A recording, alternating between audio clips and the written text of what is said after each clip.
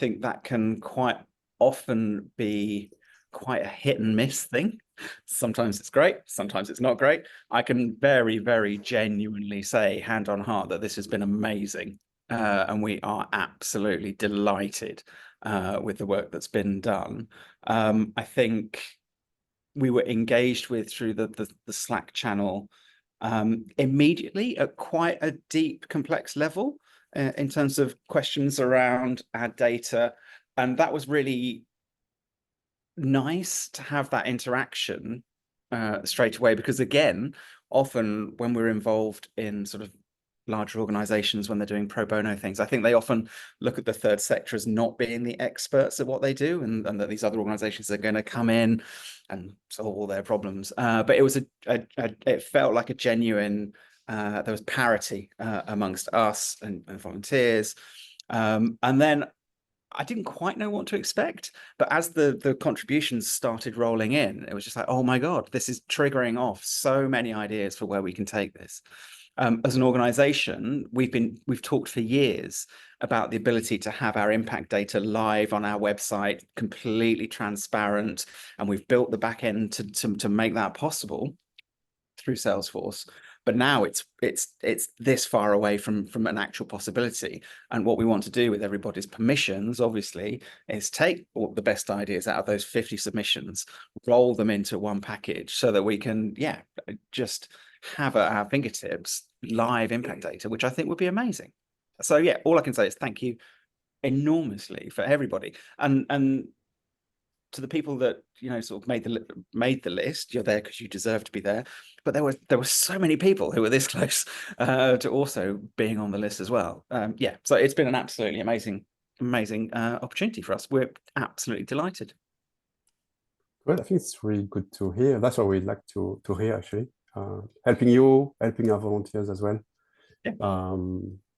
Before we start, I can see in the chat there's names I don't recognize, or you might be newcomers. If you have questions, I can see in the chat we've got a bunch of these for Social Good board members. I can see Sarah, Dennis, there might be others, Vanita, of course, in the pajamas, not. So if you have questions, Valerie as well is in there. Just use the chat and people might be able to answer your questions. But we can start. So do we have any preference with who's starting first? Jenna, I got you on my cell file, but do you want to start first? I don't mind. I'm ready. Okay, cool. So you know the drill, 5-10 minutes roughly. Thanks again. Okay. Let me share. Let's see. Okay, let's go back to the give me just a second here. Go back to the front page. Okay. Hey, everybody. I'm Gina Falzon. I'm really excited to be here. Thank you so much. I'm honored to present to you my data interrogation tool for Noise Solution.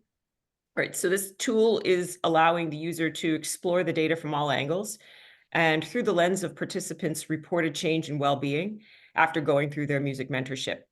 So with this tool, I had 3 goals in mind. The first of which was to find some sort of well-being improvement trends, if any existed, through analysis of the SWEMWeb score change across 6 categorical factors: age group, gender, ethnicity, location, referral industry, and whether or not a participant had external interaction with their project online.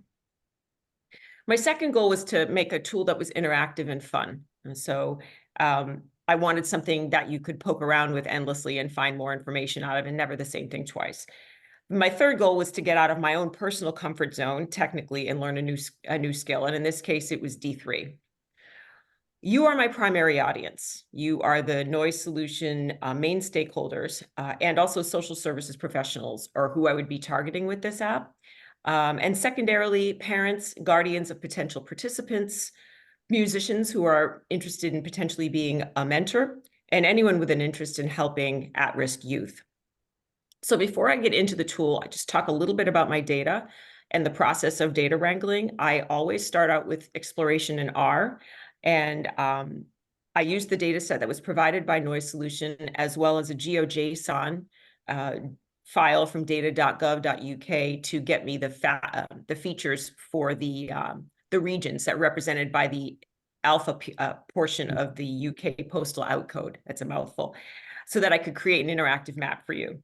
So I always start out cleaning in R, standardizing column names and values in factor columns. So for example, white or white British, or English, Welsh, Scottish, slash, etc., all of that equals white.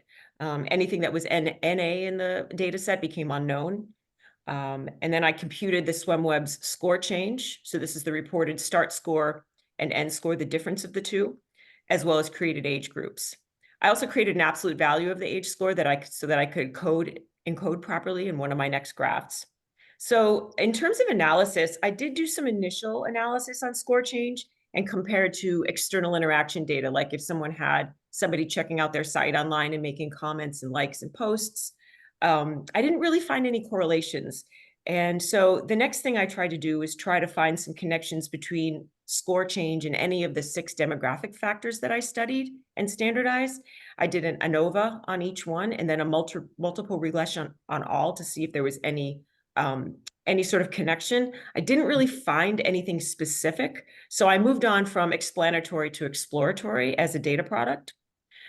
And so for design, you can see here that I really aligned with your brand colors. And this doesn't always work out in terms of data viz, but in your case, I feel like it really, truly did.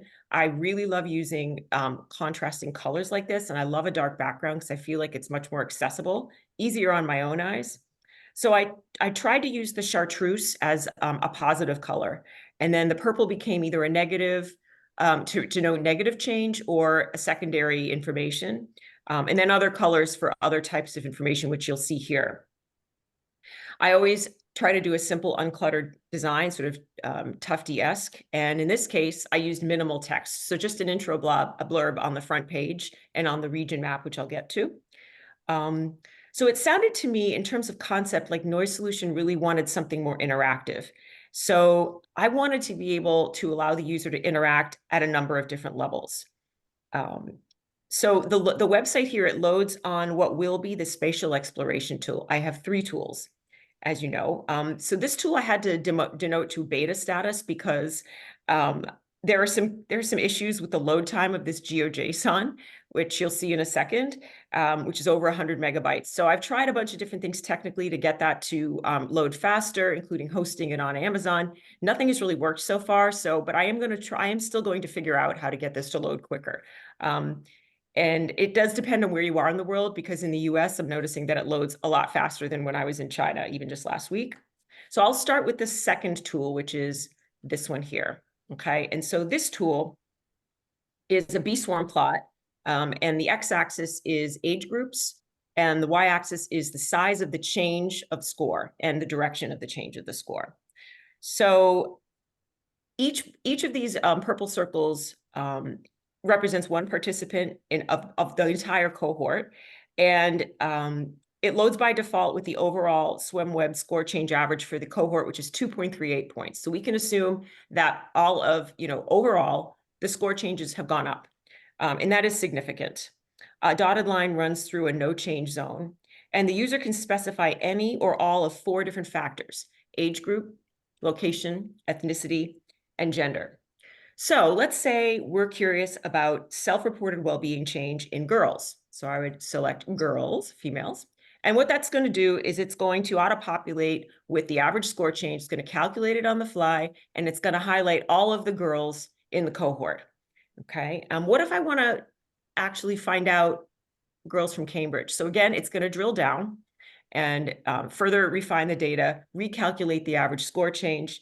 And now I want to see, actually, I'm not really interested. I do want to see mixed race girls. What is the average? Well, the average here is a negative score change, but there's only one data point. So the caveat for this app is that the data points, there's just a small amount of data. So we're going on what we have, which is that, a mixed race girl from Cambridge, her average score change was negative 1.67. Whether or not we can see that in the future, that remains to be seen.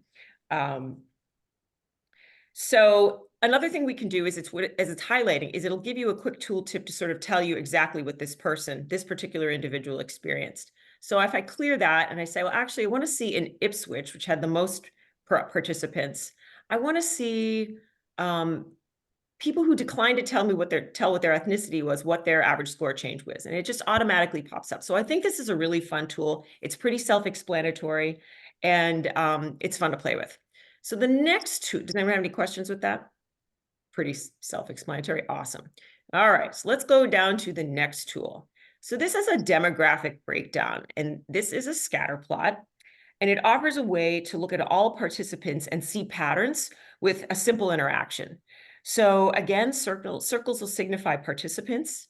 The size of the circle denotes the size of the score change, and the color signifies positive, chartreuse, negative, purple, or no change at all, because that was 0, but I still wanted them to show up on the map. So I gave them a minimum size of like 2 or 3 points. And again, the circles, if you graze on top of one, if you hover, you'll get all the detailed information on a specific participant. So you can see here that by looking at this scatter plot, the bulk of participants are boys aged 13 to 15. So the bins that I used for age were preteen, well, young children, preteens, early teens, late older teens, young adults, and then older adults, because we did have some people who were above 30, but there weren't that many. So I can see here that if I were to select, say, let's compare ethnicity, okay, so that's going to automatically change the x-axis, okay, and it repopulates the graph. I just think it's so pretty. And to location, okay, so, and I'm actually working on resizing this so that the sizing of all of this, the hardest part was not the D3, it was actually the formatting and the structure of the web page. But it's just simple as a scroll down, and you can see here sort of where all the participants lie. And you can see that for the most part, we have a lot of people from Ipswich and Cambridge, and most of them are white, or they're not telling us what their ethnicity is. And then finally, I'm going to get to my map tool. So this is where we all need to be a little patient because it doesn't load all that quick. I timed it at about 10 seconds today. I love geographic information systems, and I wanted users to be able to get a regional sense of well-being change, as well as to discover which demographics were most prevalent in which region. So again, using the alpha portion of the UK postal outcode, which was provided in the data, like IP for Ipswich, I can provide a fairly non-granular choropath map, which colors each region from a divergent chart, and it should load any second. So it's going to load. I swear it is. It might have to. Give me just a second here. I think it's because I'm sharing, but in the event that I'm just going to, oh, I did have it loaded. Okay. And now it's going to load again. So this is where I was having issues. This is why it's not on the front page. There we go. It's on the last page. Okay, so the map here took a while to get this to build, which was really cool. But again, you can see the divergent color scheme. And in this case here, we can actually, I'm just going to scroll up a little bit. And I have a tooltip that will denote the region name. Negative is purple, bright chartreuse is positive, and white is neutral. Okay, so again, I'm going to click on Ipswich, and what this is going to do is it's going to generate a series of data viz on the left-hand side of the screen. The first of which is a bar chart of age group distribution. So you can just see sort of top down. This is just to sort of get an idea. Who are the people who are going through this program from Ipswich?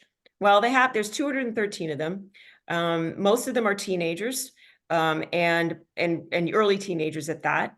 And they also tend to be white boys who were referred by the participant in the mental health agency of some sort in the UK.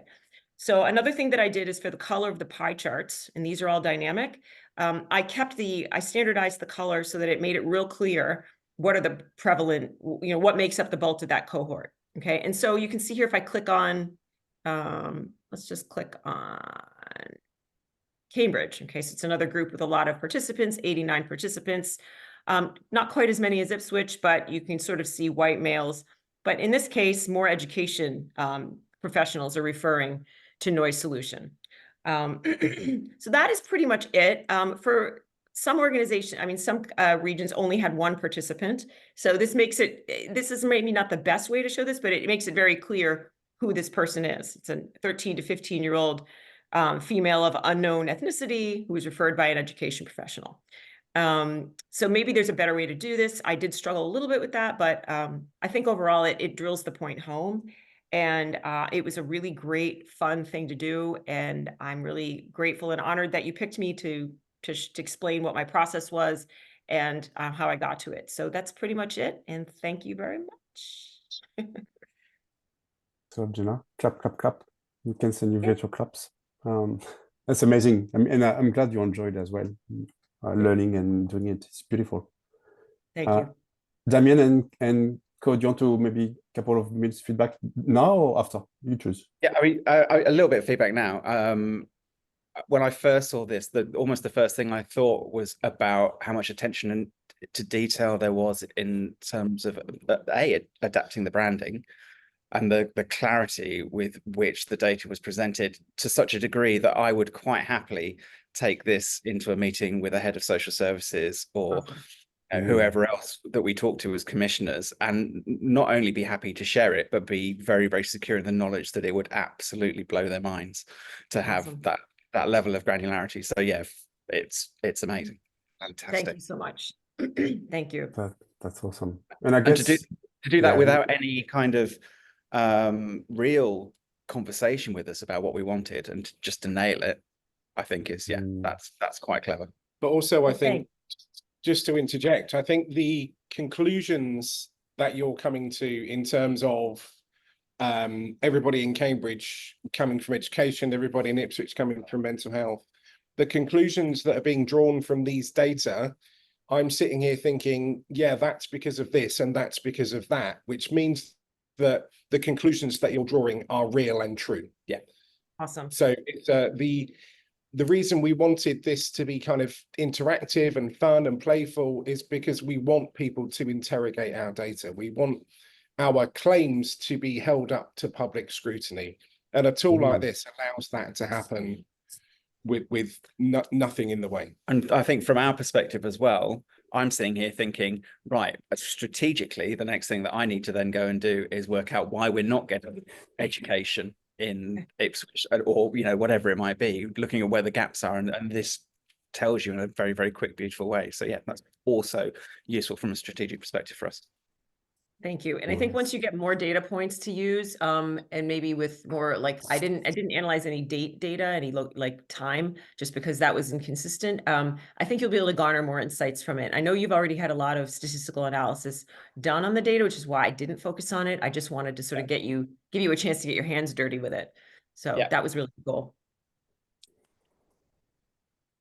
Thank you, Jenna. Hey, thank you so much. Amazing. Clap, clap, clap, a lot of clap in the chat. Who wants to talk next? Shazira, Priya, Tanya, you choose. Shazira, you want to go next?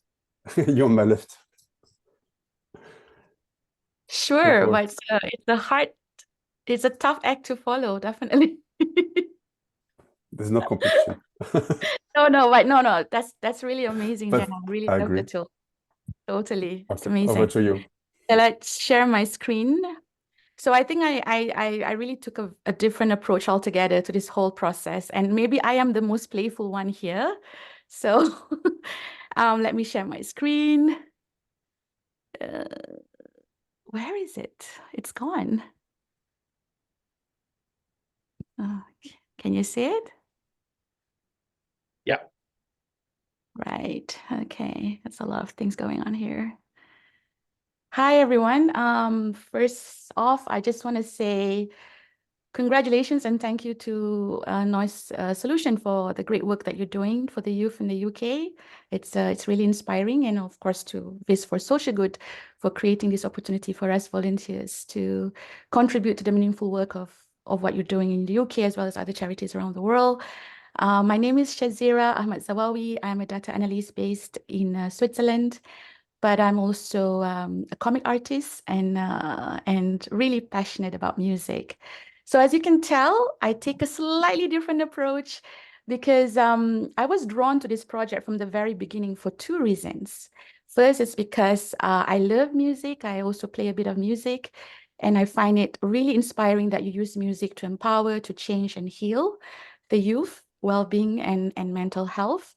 And secondly, I've always been open about my mental health issues as well. So it really resonates very well with me, what you're doing, and I can really see the potential of it.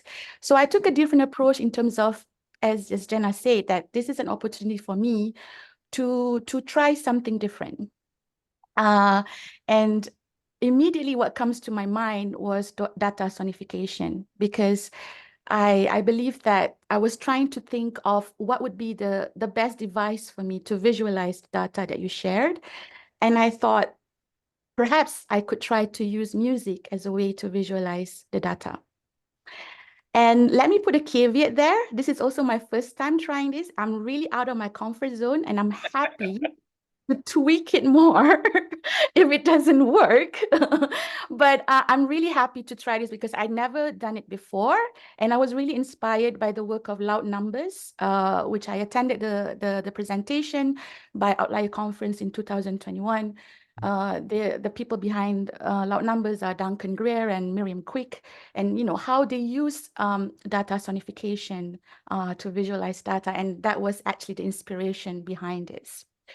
So in terms of the structure of the dashboard, my dashboard, I think, is the simplest of all. And I really choose white because if you notice, of all my other works as well, I really like the white background, the white space. I think it's clean. And also, while it looks minimal, but I like to convey messages in such a way. And because I know that I'm going to focus a lot more into the data playlist that I created. So I only did two, charts to sort of become in the preamble to the data playlist to show two things. One is the broad outreach of your program throughout United Kingdom. So I did a map at the beginning of the dashboard.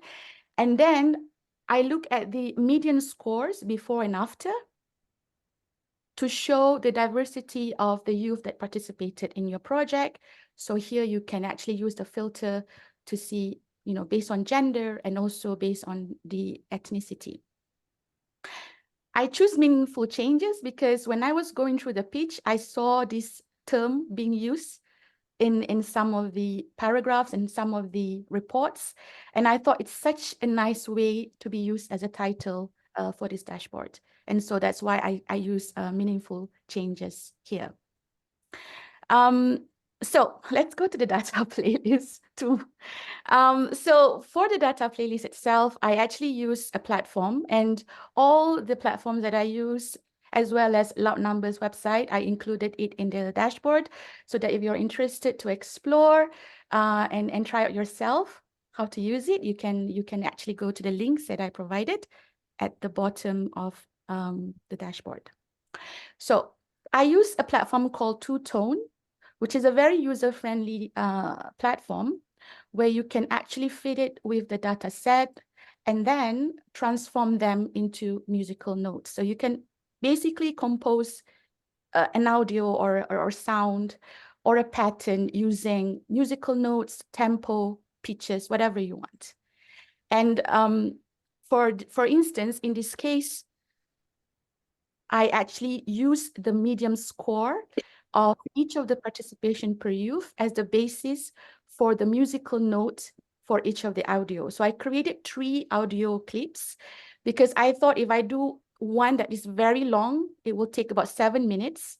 And I'm not so sure who wants to hear 7 minutes of sound and explosion. So I'm also trying to manage the people who's listening to the audio. So instead, I distributed it into 3 different audio clips based on the postal code areas that I follow based on alphabetical order. So each musical note that you will listen to represent 1 medium score per participation. In terms of the musical instrument that I choose on the platform, on the Two Tone, I base it on the categories of the medium score. So you have low medium score, you have high, and you have moderate. For the low medium score, I choose double bass and a much slower tempo. So you will hear something like this. So that will be the medium score that is lower. And then for a more moderate medium score, I use piano and a much faster tempo, something like this. So that's for the medium moderate score. And for the high medium score, I choose marimba because it's happy and fun. And I give it a faster rhythm as well, a faster tempo. So it'll sound something like this. So I build the composition of the audio based on this. But as you know, within the category of the medium score, there are also different levels based on the value of the medium score. So you can still hear the pitch, the differentiation made by the pitch. So you can have a double bass with a low pitch because the value is low, or high pitch because it's still a high score within the category. So to me, this gives a very nice dynamic to the sound. In terms of the melodic sequence, what I did was I just follow the order of the medium score on the data set because it's already been marked by the date of the impact.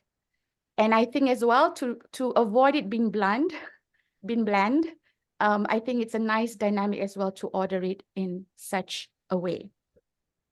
So that is the background structure of the audio. So I guess we can hear one and see how it goes. I'll take this one, I think, maybe. Okay.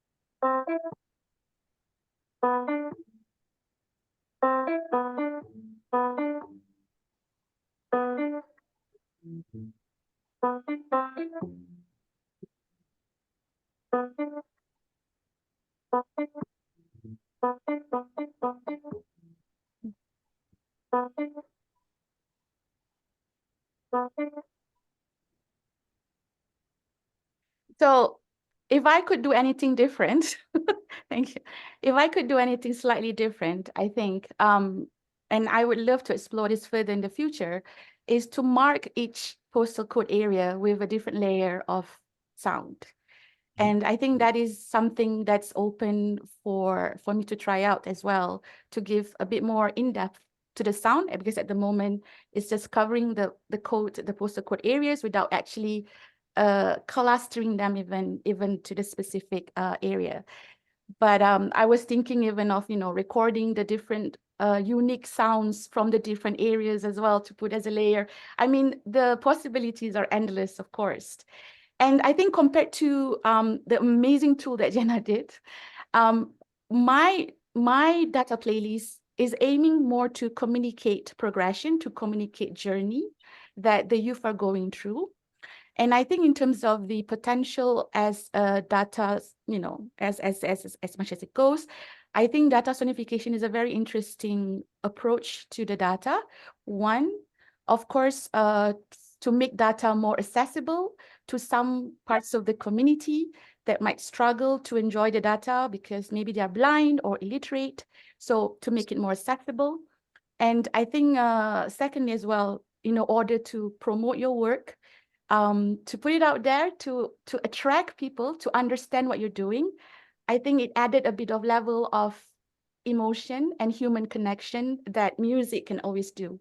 So that's why, in a way, I was being playful and decided to do a data playlist for this project. So thank you so much again for the opportunity. That's great. Playful, yeah, you're right. Well done. Comments from Damien and Simon? Quick comments? I absolutely adore the playfulness of this. I think that shines through.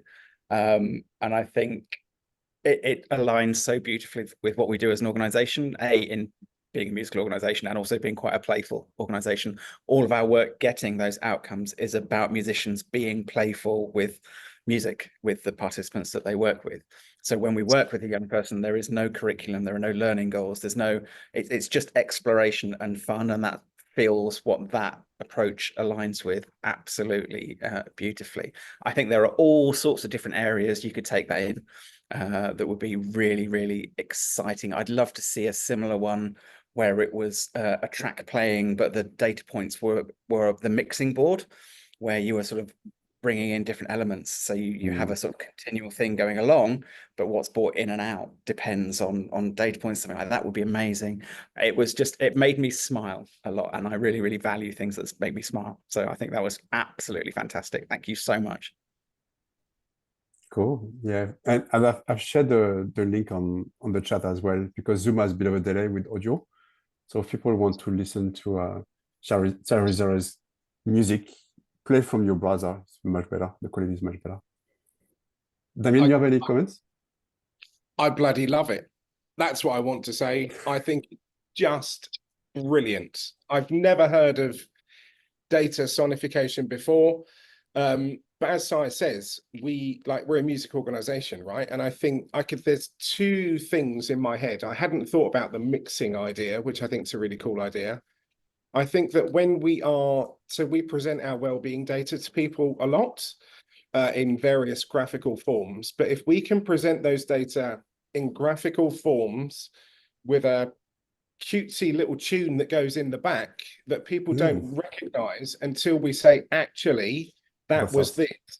It makes that data stick in people's heads.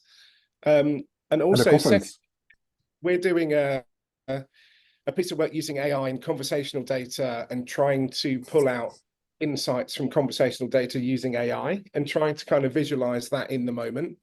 And I'm thinking to myself, wouldn't it be really cool if those data points created a track that was playing that changed as people were feeding more data into it? The track changes depending on whether their levels of engagement go up or down or any of these kinds of things. Wouldn't it be great if we could present those data back to people in the moment using audio as well as visuals? I think it's a massive world of possibility you've opened up. I just think it's brilliant. It's good to see you guys smiling and inspired. It's exactly what it did. As soon as I saw it, the very first thing I sent to Sai on Slack was something rather impolite, but have you seen this? Like, I've never seen data sonification before. It blew my mind. That's good. Well done. Well done again. All right, we're conscious of time. I think we could spend hours on that thing. Priya or Tanya, you choose. Yeah, I'll go ahead with. Or Tanya, if you want to go ahead. Who wants to talk first? Priya? I'm okay with it. Okay. Quickly, please. I'm busy. So Tanya then. Okay, you go, Tanya. No problem, Tanya, go ahead. Okay, Tanya. So Tanya from Tbilisi. Tbilisi. Let me share. Welcome. Thank you.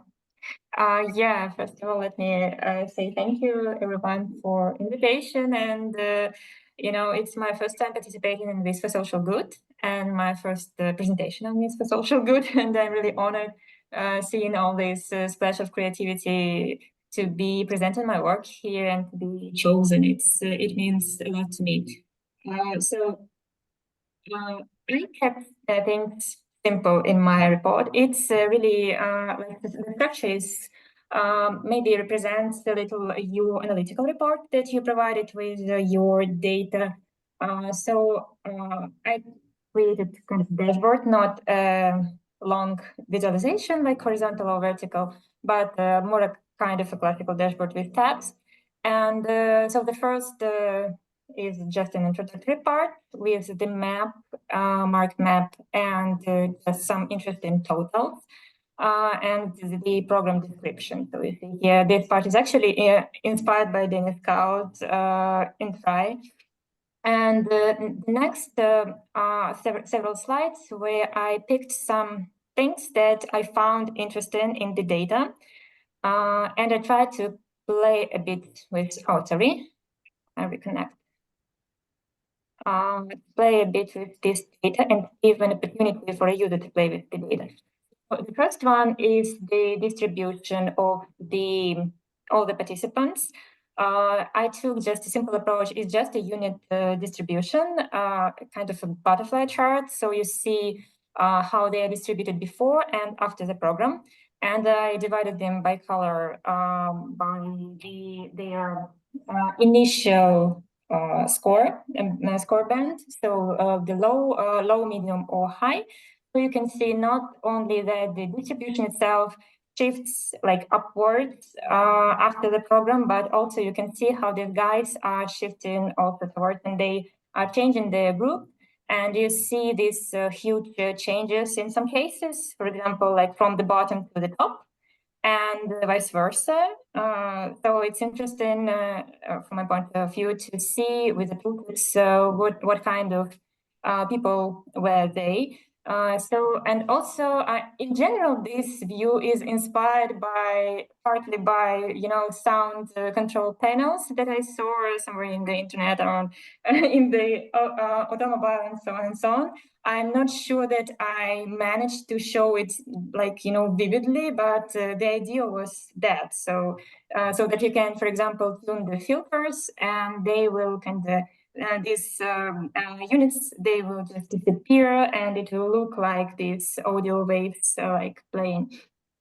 So here you see the filters. You can customize the distribution as you wish according to three parameters: age group, gender, and postcode area. And also you see they are also divided by color, but their initial score band. The next tab is also devoted to the scores, but it just shows the overall change according to the group, in different groups, like average change in score depending on the age, gender, and the start score. I actually was interested in the right part, so as many of the guys, because there is obviously happening something here. There is obviously some story or some trend, and it looks like they are moving towards the average. So if they are on the bottom, they are growing, and if they have initial high mark, they are kind of to end in a lower band for some reason, for some interesting reason. And also this part, I also added age group and gender breakdown, because to give more like a whole picture for the person who is not familiar with the data, so he or she not only sees this interesting trend, but also sees the more kind of a whole picture of what's going on. So here we see the growth and here also. And the last slide is social engagement. It was the hardest one. I thought for quite a long time what to do with this social engagement data, because I actually didn't find any significant correlations between the social engagement and the final score, change in score. But I wanted to show this because I found this data very interesting and fascinating. So this is my decision to show this interaction between the participants, how it is structured in the center. So these are just the number of participants with their support group. In the center, each participant, they are going, and they are surrounded by their external members, if there are any. So I created a unique ID for each external member, and so in order to create this network. So the participant is sized by the number of posts they created. Their supporters are sized by the average number of reactions, aka comment plus likes, that they left under the participant's post. And so you can see, you can also, for example, change some filters to see some groups, and the totals on the right also will change and show you some total numbers. You can also choose one participant and see. So here, for example, a guy, with colors in my tooltips, I need to fix that. So he created like 460 posts. He received that number of reactions, had that number of supporters, and so on and so on. You can see these guys that they were the most active and the least active. You don't see actually.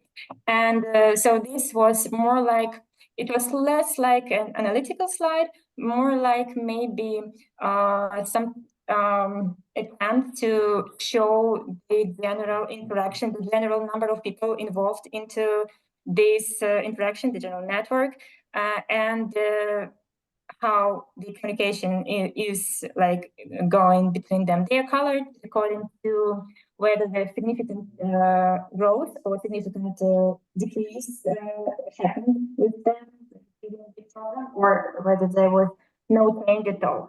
And so also I provided some photos, so you can also, for example, choose, I don't know, girls and see how what overall percentage, for example, of girls, how often they posted, how many reactions they got, and so on and so on.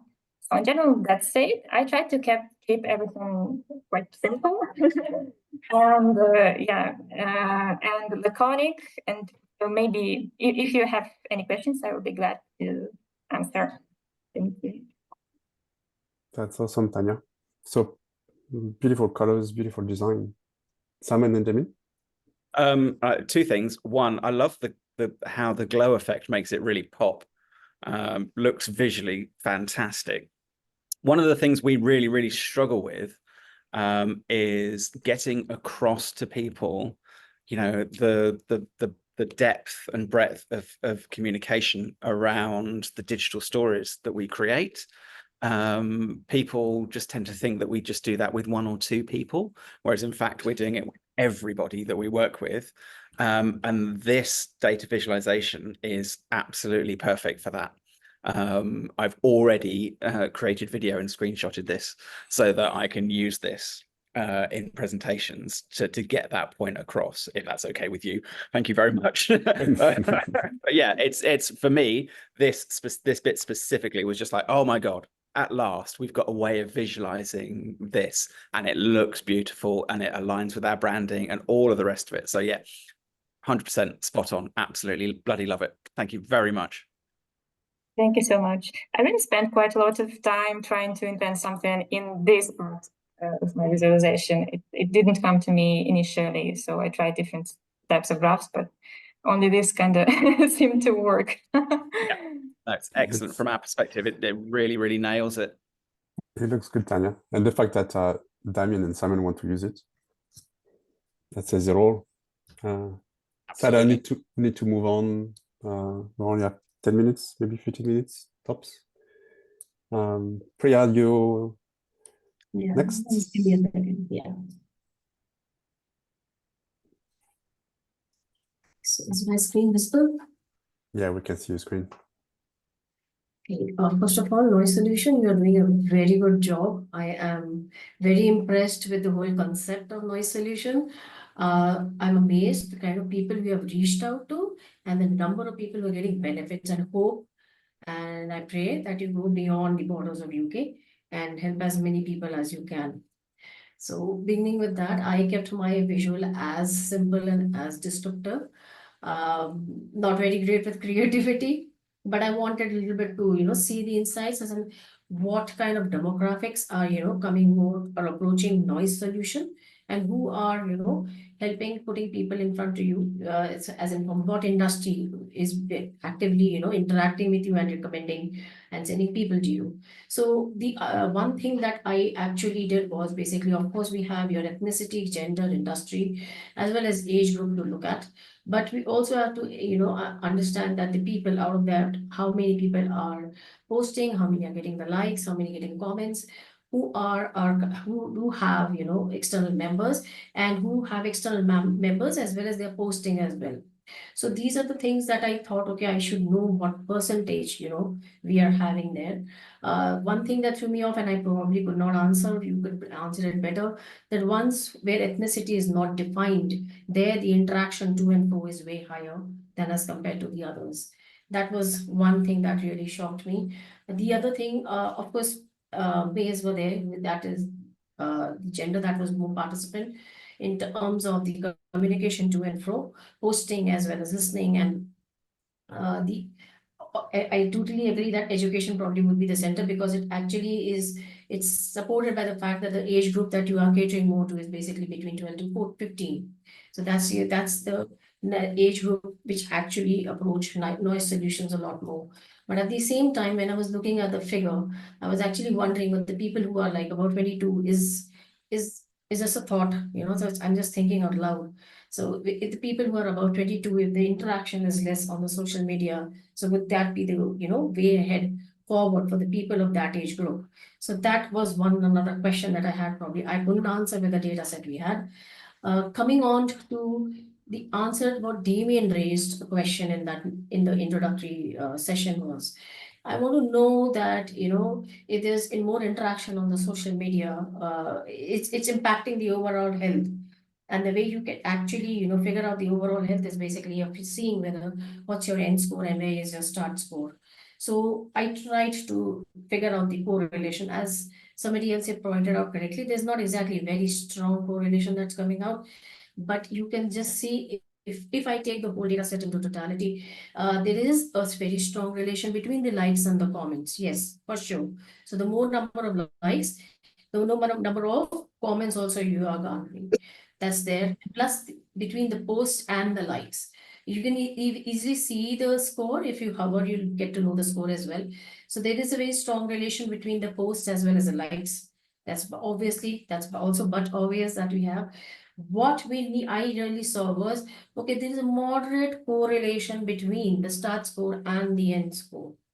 Okay, so I thought, okay, if I'm reducing my data set to, or restricting my data set to, say, 600 people who have posts above 600, the count post is about 600. And if I say, I just restrict my data and see where is my correlation happening. So the higher number of posts, you'll see a very strong relationship between the start score and the end score, which is not there if we just take the whole data set into totality. So that basically leaves me with the thing that, okay, we have to push more probably people to start posting. And that's where your health probably will, that score that you wanted, an improvement. So that will probably push that as well. So this was the explanation that I was looking for. And of course, I wanted, since it was more like a, infographic, and to be very honest, I'm humbled that you have selected me, but personally, I do not feel that I've done a very good, I've done justice to this.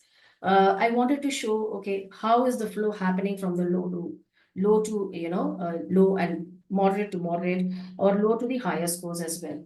So you will see there is more inflow the more outflow is happening from the low to the higher score category. That is the medium and moderate as well as the high. And the same can be supported by the fact that if I take a gap, between the start score and the end score, so the larger chunk of people who are really getting benefit, whether it's marginal or otherwise, is on the other side of the spectrum, where you are really putting, that shows a positive impact. So, sorry, that summarizes my whole whiz. Excellent. Thanks, Priya. Clap, clap, clap. Data claps. Damien, Simon, do you want I think to some feedback? the thing that really flagged this out to me was how, when I've got 5 minutes, I am going to spend a lot of time interrogating that graph, because I think there is a goal that if you scroll down a bit, yeah, this I want to spend more time looking at all of this. I think there's gold dust there. And I think it was approached in a very interesting way. It's about doing something really interesting with the data for me. Yeah, visuals, great, but this wasn't about the visuals for me. This was about how you'd approach interpreting the data. For me, I think that's going to be really useful for us. Yeah, I agree. I think so. Kind of looking at the 4 in totality, I think the first, you'll have to forgive me, I'm dreadful with names, but the first presentation I think was professional, exactly what we need when we're talking to commissioners, right? The second visualization was beautifully playful and something we're going to have an awful lot of fun with. The third presentation solved, as Simon described, the visualization problem that we've had, right? And being able to see and interrogate that macro view of our work, I think is really, really useful. And then this one is what I would describe as grown up. And this is one that we're really, really interested in interrogating and changing numbers and trying to figure out the answers to the questions, which you've given us a beautiful structure to be able to go and do that. So people externally are going to be less interested in this, but people internally are going to be more interested in this, right? This is about data intelligence, whereas the others were about telling a data story. True. And Amazing. what motivates Yeah. happening to them? Damien, Simon, I think I- we're close to the hour. Sure. Conscious of time, people might need to drop off. Do you have a general kind of closing comment? I've got a couple of lines as well for comments. What I want to say is we're not going to be. We need to keep in touch. We keep in touch. Like if you need to talk to volunteers, feel free to approach them. People can work offline as well to tweaks, or maybe there were 52 amazing submissions as you saw in the submission sheet. So a lot of good content. I'm glad that the data was fun, that you enjoyed the experiment. So over to you. Tell us, yeah. Yeah, I want to reiterate, if you can keep those projects live for us while we can go and investigate them, we would really, really appreciate that. We would love to be in touch with a whole bunch of you, basically, over the next few months, to see if we can get a lot of that stuff to a point where we can have it live on our website. That would be absolutely amazing. And I think quite both groundbreaking for the third sector generally, certainly in the UK, really, really struggles to demonstrate its impact. And I think that's probably the case elsewhere as well. And we are quite often seen as an organization that gets used to show what's possible to other third sector organizations. And I think this is just going to help us to do more of that in a really forward-thinking way, which I'm absolutely thrilled about. So yes, we will be in touch. We had an absolute blast looking at that. We get very excited about data. So yeah, this has been a real pleasurable part of the work for the last few weeks, and it's just been a delight. Thank you so much. Nice. And as we know, there might be project number 2 if the GenAI data you're working with or playing with can be turned into a project down the line. I think that'd be amazing. Yeah, what we were talking about this yesterday. So a lot of those tools beautifully map geography and SwemWeb scores. Once we've got the generative AI stuff that's collecting qualitative data and analyzing it, to be able to then overlay that over the top of those geographic maps as well will be amazing. Yeah. Can I say it's recorded? So I just want to don't forget.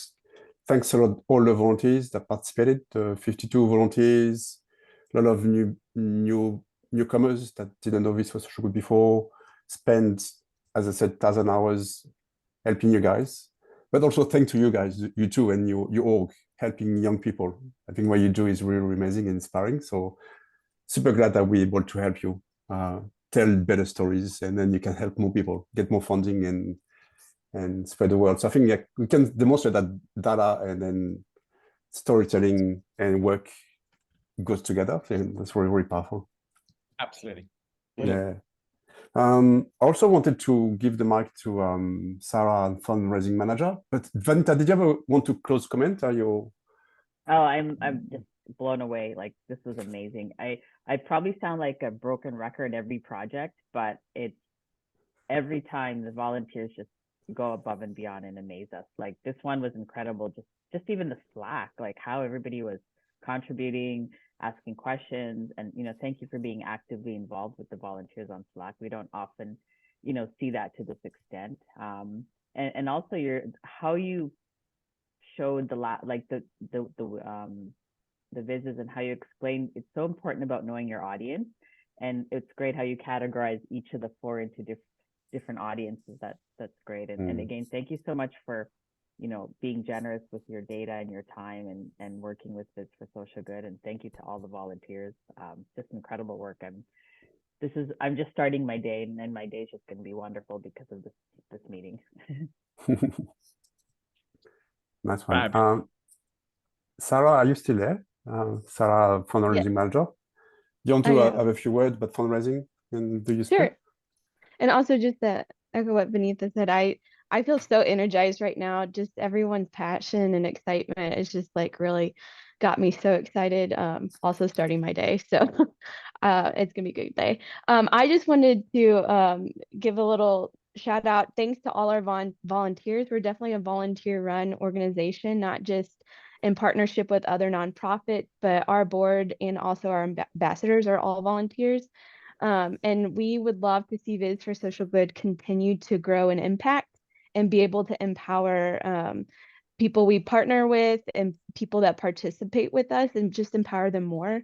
And so my little pitch here is, in order to do that, we need to raise some funds, even if it's just to host and pay for our operations and things like that. So I just like to share that if Viz for Social Good has had any kind of impact on you personally, you know, if we've helped you in your career or helped you feel connected in community, things like that, just think about maybe giving a small donation.